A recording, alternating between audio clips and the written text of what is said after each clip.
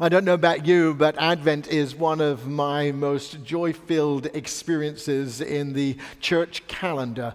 I have to be honest, sometimes it is a bit of a toss-up between Christmas and Easter, but I realize that you can't have one without the other, and so we might as well have both as often as we possibly can.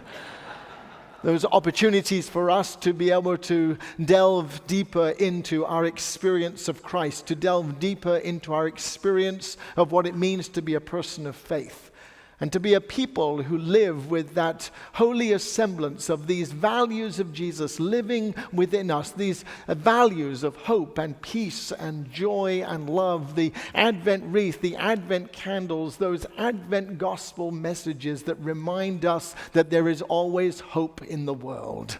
Last week, I shared with you passionately from my own heart about some of the hopelessness that many of us have been feeling throughout this year. And we begin this new year. Advent is the beginning of the new liturgical year in the Christian church. We begin this season of Advent by finding messages of hope that would keep hope alive within us in the midst of all that is happening in our world. And I don't know about you, but I need a good dose of hope to live in my body and to find those shoots of Jesse that will rise up one more time and remind me that humanity overall is decent and beautiful and wonderful and hope-filled. And so over this last week, in the midst of all that is happening, I have decided, hoped for, lived for, prayed for signs of hope. Just as Jesus, who came into the world more than 2,000 years ago, encouraged those people who lived amongst him to find those messages of hope, so we today, as we open this Advent season, look for, long for, pray for, and perhaps even become those symbols of hope that will transform the world in preparation for Christ to come again. For the season of Christmas is not just about a baby who was born 2,000 years ago, but is a message that lives and embodies itself in us when we too live out the gospel good news in the world today. It is born again in each and every one of us as we decide to become those symbols of hope that will live and will rise and will demonstrate to the world that God has not abandoned, but rather God is still with us. God is still present. God is still giving new birth and new life and new hope to a world that is in need of God's love today. And we see those inspirations of hope around us. We look for those inspirations of hope. I've decided that sometimes watching too much on Facebook is doom and gloom. And when I can divest myself, tear myself away enough from those messages of doom and gloom, I find in the stories of humanity, in the stories of human life, the gospel of Jesus arising again and again. And I see the coming of hope. I see a shift. I see a transformation happening in our world of those of us who have done with hopelessness and have come to the decision that if I am for Christ, then I need to be the change that the world needs today. It begins with you and me. It begins with that concerted effort. It becomes that decision to follow the star, just like the Magi followed it all the way to the place where Jesus was, well, not yet born, but a Jesus who had already matured. But in our nativity story, a star that followed the disciples, that followed the star all the way to Jesus. And so we must follow the star. We too must look for signs of inspiration. We too must look for the signs of wonder. We too must look for those signs and beacons of hope in our world. And I see it. I feel it. I bless it and I anoint it, and I cast my eye today on the places of hope, watching and waiting for hope to give birth itself, just as Jesus is given birth in a manger. And what I've discovered about the good news of Jesus is that those signs of hope are not always in the places of grandeur, not always in the places that perhaps have the loudest voices, but that those signs of hope are in the lowliness of a Christ who lived out his life to bring hope to the world. You and I, in this season of Advent, are called to be those beacons of hope. You and I are called to live it out for ourselves so that it begins with you and me. And finding those messages of hope, looking to the stars, looking to the places, looking up to the Advent wreath. And not forgetting to take out your camera and make sure that that's on Facebook as often as we can do. Looking upwards and outwards to see hope in our world. Hope. It is a message that the world is looking for. And if it doesn't begin with us, who will it begin with? If it doesn't begin with us, who else will carry a message into the world that perhaps may not be the message that Jesus wants for the world? It is this Jesus that we worship, this Jesus that we present this day, that is calling upon the embodiment of hope within us. Yesterday was World AIDS Day, and we gathered in this sanctuary to remember and to call to witness the hundreds and thousands of lives that were marked by the people who were gathered in this sacred space. And we remembered the call that HIV and AIDS would come to an end by 2030. And we read a poem yesterday by Jim Matulski, who is the interim senior pastor of this congregation, that he wrote in 2001, a time when in his life he was facing his own death because of AIDS complications. And towards the end of that poem, he said, "I long to live long enough that I would see an end to AIDS." Jim Matulski, now 17 years later, is not only alive and well, but is alive and thriving, and has just taken his new position at his last new congregation in Northern California, where he wanted to return, and his body still lives with hope embodied within it. That's the kind of hope that Jesus Christ offers to us.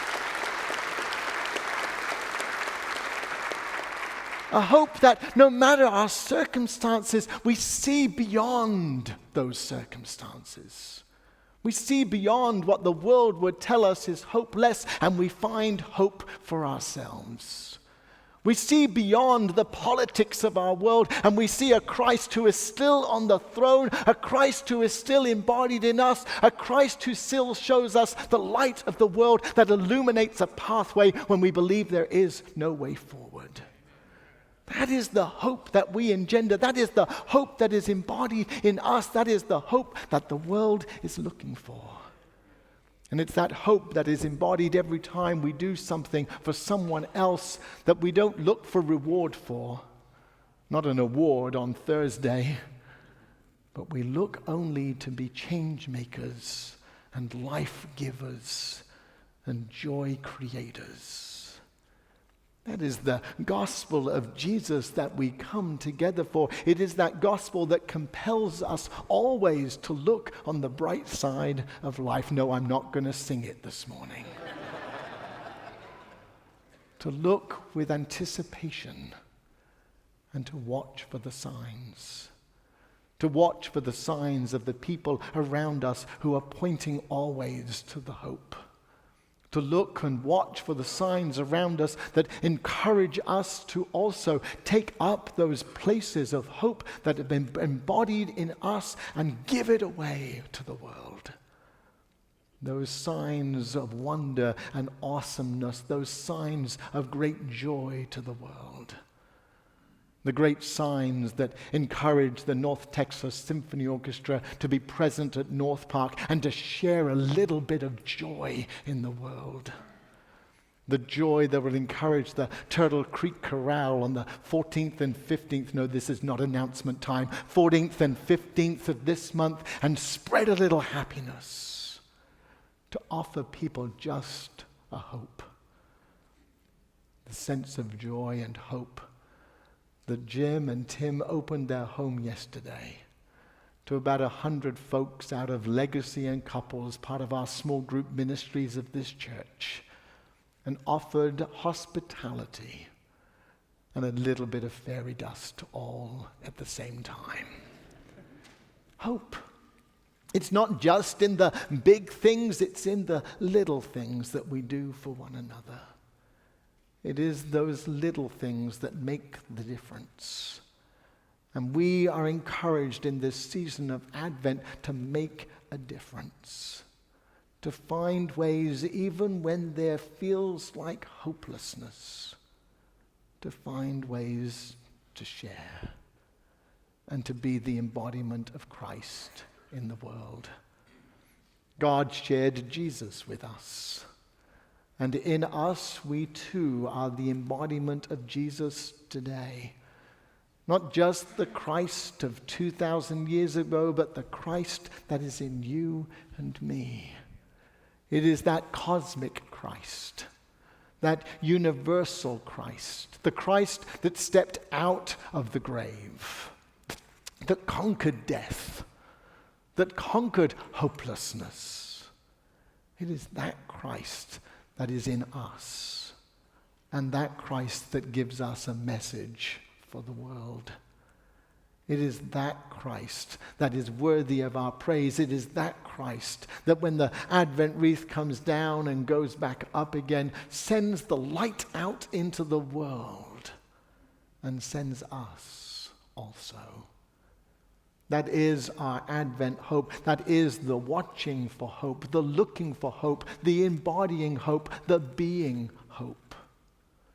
The hope that constantly encourages Dallas Hope Charities to find the next way in which it might make a difference. The next hope in the hopeless world. So I guess we have two choices in this season of Advent. To either collude with those who believe there is no hope, or to decide today to be the hope in the world. To be that hope that embodies Christ. To be that hope that when we come next Sunday to worship and then come back again on Sunday evening for our Christmas concert, and to bring a friend, to offer them hope, to offer them a bit of the joy of the season.